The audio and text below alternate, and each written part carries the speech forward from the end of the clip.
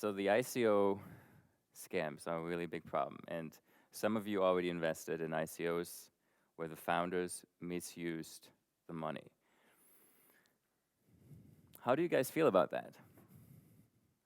Probably not good. All right, so but there are different kinds of scams. So just a little bit about me. Well, we already covered that part.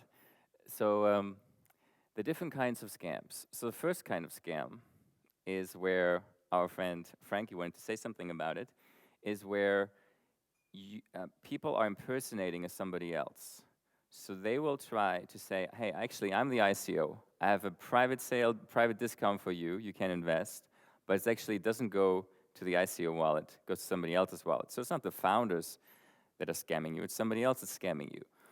And that is quite common nowadays. And I was just talking to Frankie about it. As we kind of over time, just probably would skip the part, but it is really common to see people impersonating somebody else. Another kind of scam, of course, is that people are hacking. People are hacking your wallets. People are hacking the wallets of the ICO, and you're investing, and then you're losing all the money. But the scam I want to focus on is the founder scam.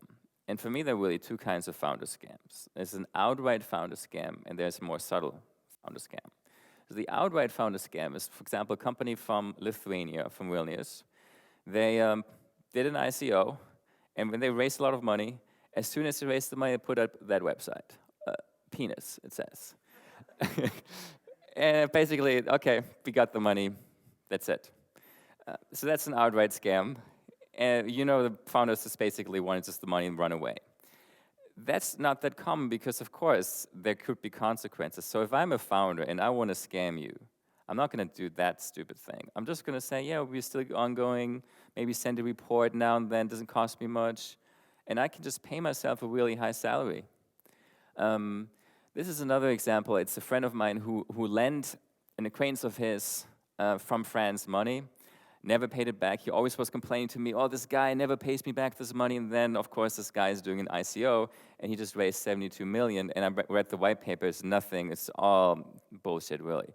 And it's possible still to raise a lot of money without really doing any innovation and having any product. So I'd say the biggest difference, the biggest reason why there are scams is because in ICO investment, the investors many times don't have any relationship to the founders. So when you have a startup and you're looking for investment, you will talk to the investors. You'll have a personal relationship to the investors. The investors will know where you live. And the second is there's a contract. There's a contract. The investors get certain rights in the ICO or in the startup. In an ICO investment, the investors basically have no rights. Some ICOs actually say that. They say, well, you're basically giving us a donation in the contract. It's a contract of a donation. And it's true. In fact, when an investor invests in ICO, the founder is not really obliged to do anything.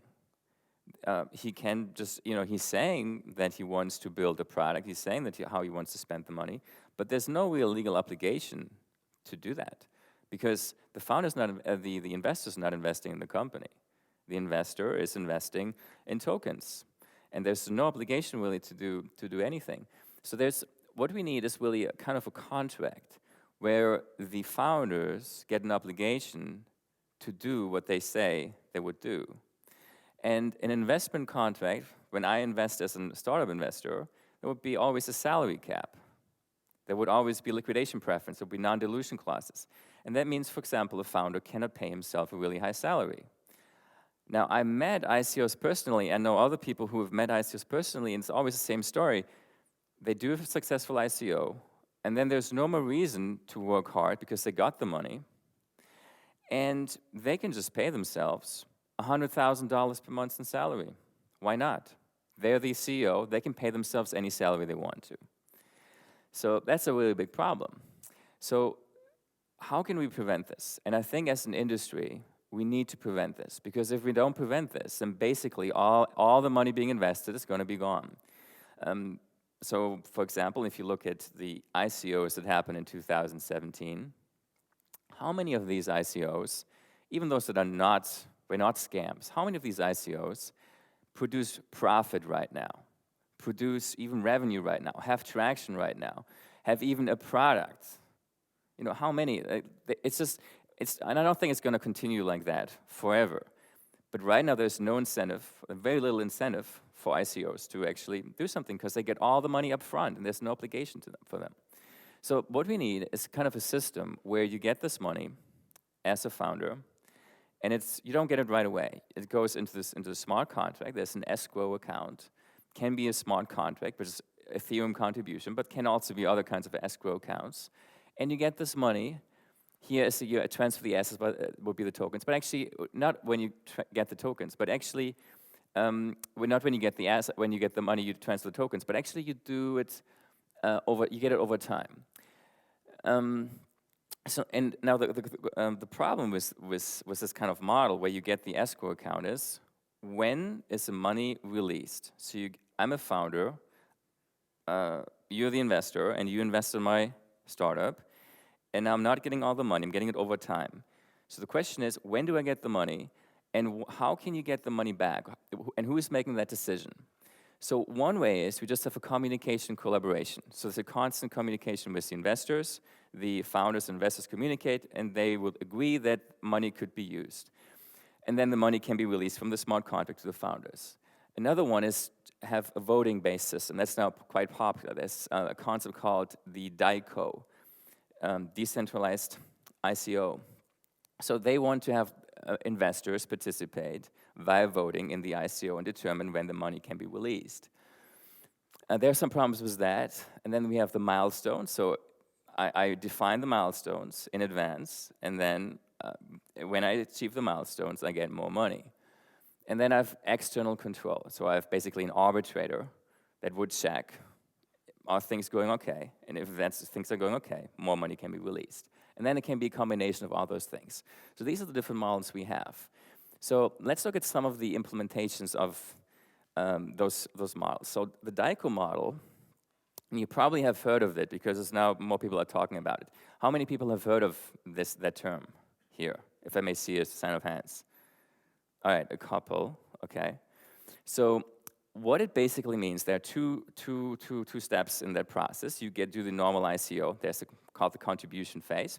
Investors invest.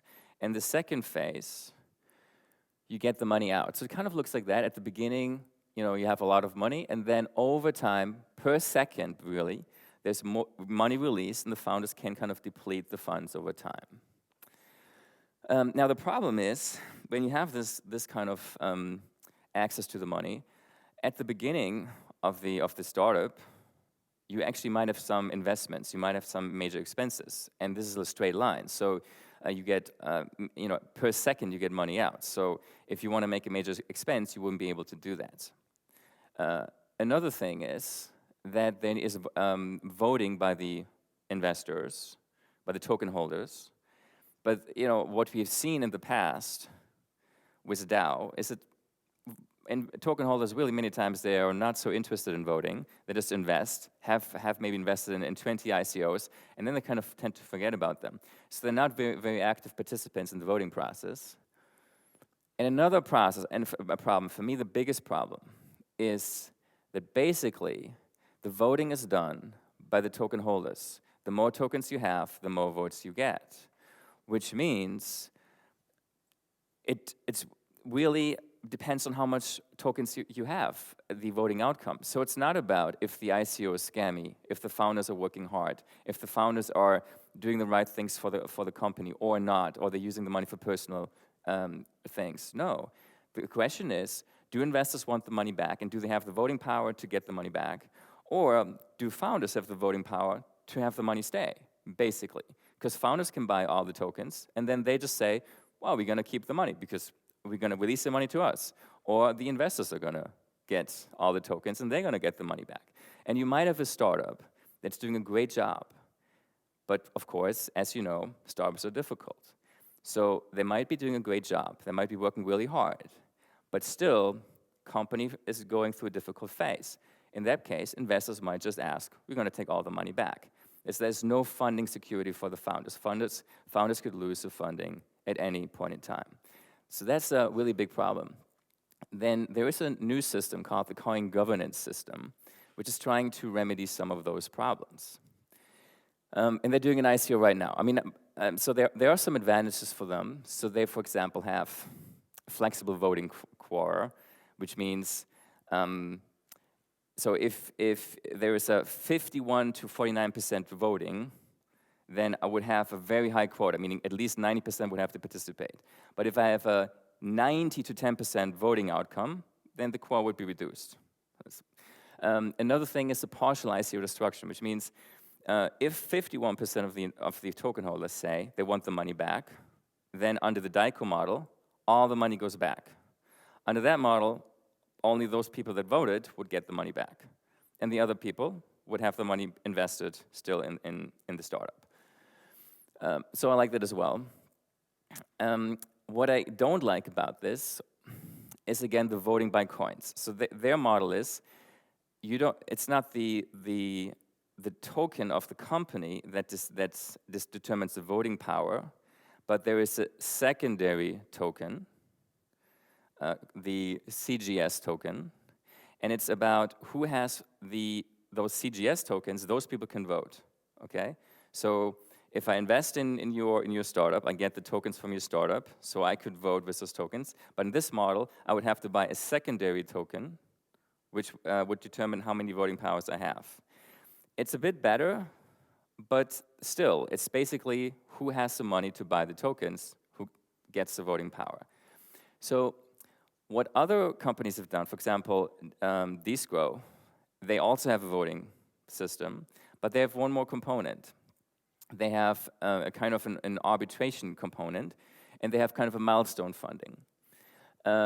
Confidel also has an arbitration component, and Arby has only an arbitration component. What does it mean? So it means you don't look at the voting, because they know voting can be done by people just buying all the tokens, and then they have the voting power.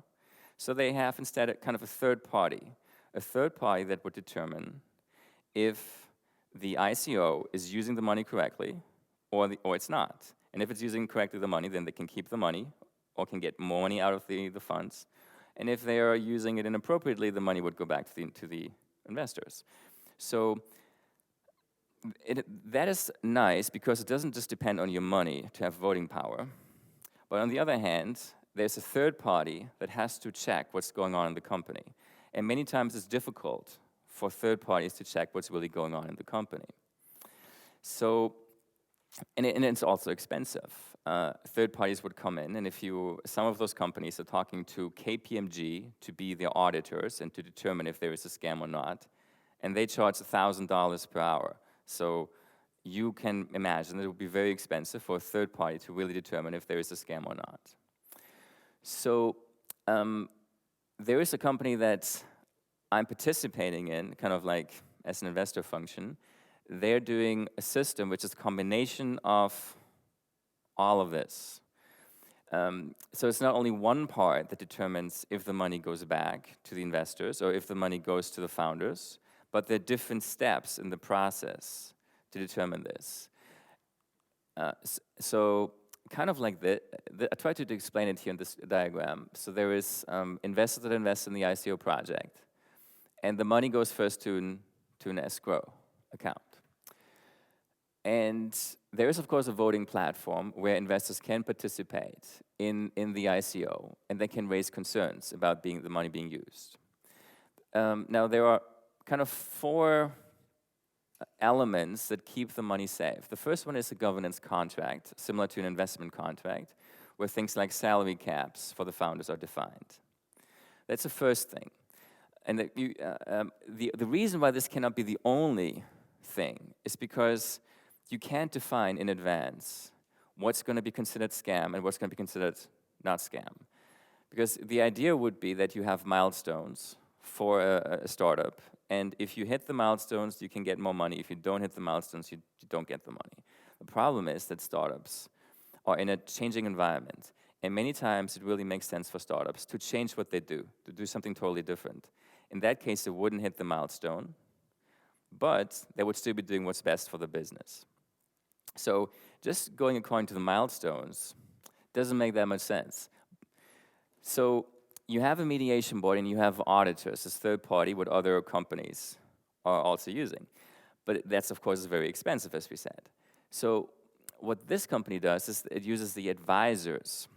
So every ICO, has advisors on their board. And so this company is saying, look, we're going to give you, if you're the ICO, we're going to give you our advisors. Our advisors are going to be on your company, advising your company. And they're going to advise you, but at the same time, they're also going to have a control function. So they're going to be reporting to the investors. And so they're already on the team, they're already on the advisory board, and they're giving real advice, helping the ICO. But at the same time, they're not employed by the ICO, they're employed by the third-party company. So now they are independent, and they're able to decide if there is a scam or not. But it's very important to have all these different elements, because one element, as we've seen, every element has flaws. Every of these elements has flaws, but having the different elements work together, I think, is the best way to prevent scam. So this is me. If you want to connect to me on LinkedIn, I'd be happy. So I'm waiting for your invites.